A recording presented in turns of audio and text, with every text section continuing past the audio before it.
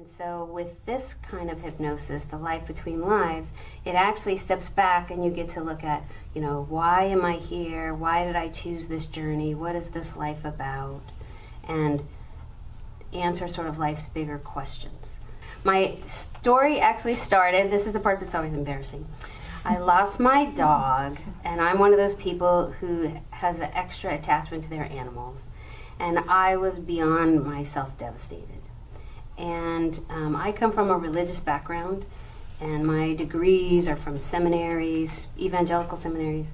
And I always say only my little dog could have got me that far out of my comfort zone. And so I had already been opening up for a while, but I went to see a medium who connects with people and pets on the other side. And I loved it. In fact, I would still be doing it, except one, I wasn't that good at it. And my husband, God bless him, I was sort of neglecting. So and not to mention that, he said, you worked at a Presbyterian church when I met you, like what happened? So I didn't end up sticking with mediumship, but through that I learned about Michael Newton's work. And that's a little bit of what we're going to do today. So how many of you are familiar with Brian Weiss, the past life guy?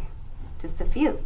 So he stumbled on, some of you might have already heard this little talk, but he stumbled on past life hypnosis when working with someone with anxiety, and he asked her to go to the root of her anxiety, and she went, instead of to someplace earlier in her childhood, she went to someplace, a completely different life.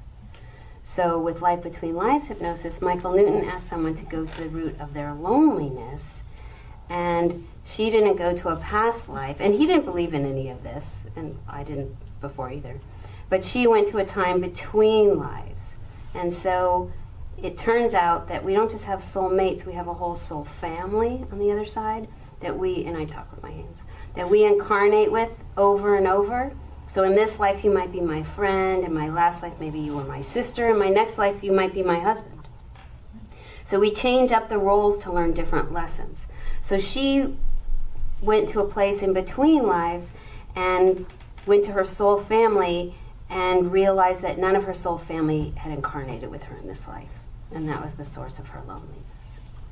And so he was like, oh my gosh, and started doing all these hypnosis sessions to find out more about this, and did about 7,000. They now say 8,000 sessions have been done because there's 200 plus people who've now been trained to do that. And I had the honor of getting to be trained to do that a couple of years ago.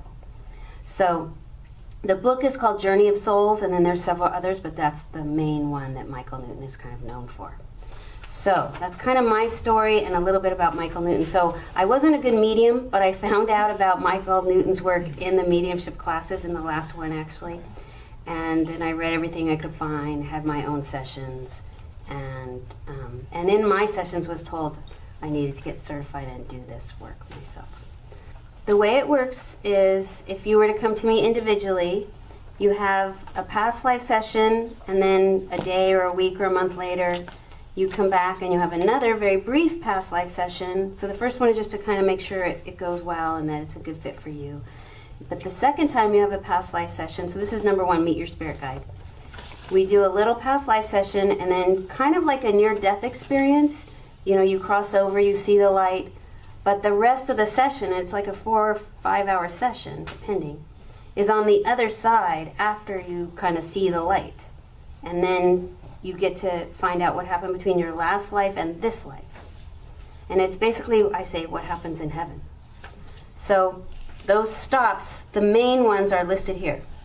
So people usually meet their spirit guide, and this is your guide who's been with you since your soul was created.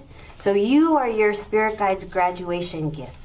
So when your guide gets to a certain level of development, they get a little soul, a baby soul, that's you, and they're your guide, and that's their job, and that's what they do for the rest of all your soul's incarnations. So that's who we're going to meet today, is your spirit guide. Then oftentimes people go to a place of healing. They'll often meet their soul group, their soul mate. Oftentimes we do have one soul mate that we incarnate with over and over, often in a romantic way, but not always. Sometimes it can be a best friend. people go before a council of wise elders, and it's funny how many people call it council and elders even who've never read the books. But sometimes they'll go before other wise beings. I actually had someone come who was a council member, and they don't usually incarnate anymore. So it was really confusing for me to figure out what was going on, because I have this little book with, at this stop you make sure you ask this questions, at this stop. And they basically said, yeah, put that away, this doesn't relate to that. Like I was like, wait, I only learned how to do this a couple years ago. I have all the questions. And they were like, yeah, that doesn't apply. So they were the council that people usually go before. And I couldn't figure it out at first. They said people come to us and we talk to them about their lives. That was the person who kept saying we, because the council and her were all one. So, but usually you'll be on the receiving end. You'll go before your council, and people can bring a few 5, 10 questions to the session, and it might be, what is my purpose? Why am I here? Why am I struggling so hard? Why can't I find love? And they'll give really specific answers about this life, but how it relates within all of your soul's lives, like what your big goals are, and as well as what your little goals are for this life. And then there's other stations people go to, too. Sometimes people are on other planets.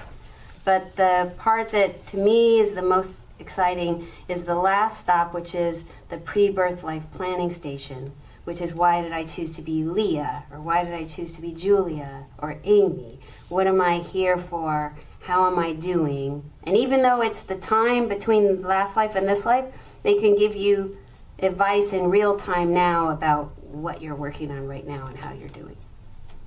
They call it now time. Time is very bendy. When I've been working with people, I have had people where they're very advanced and they've kind of let them know you're just putting on the finishing touches, like you're almost there. And when you're done, it's not like you stop doing stuff. We have jobs over there, like people are teachers, or they work in the nursery with the baby souls, or they're on other planets.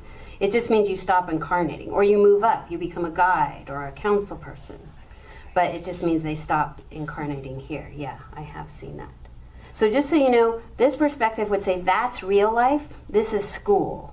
This is where you come to try out the lessons that you're working on over there, if you want to develop compassion or something else. In fact, the general rule is the harder the life, the more advanced the soul, because you chose the tough lessons. In fact, Earth is the tough place. There's other planets where it's just all happy and nice. So as one of my friends, my teacher actually says, you are the brave ones that you chose to come here, because we have a lot of suffering here. I get right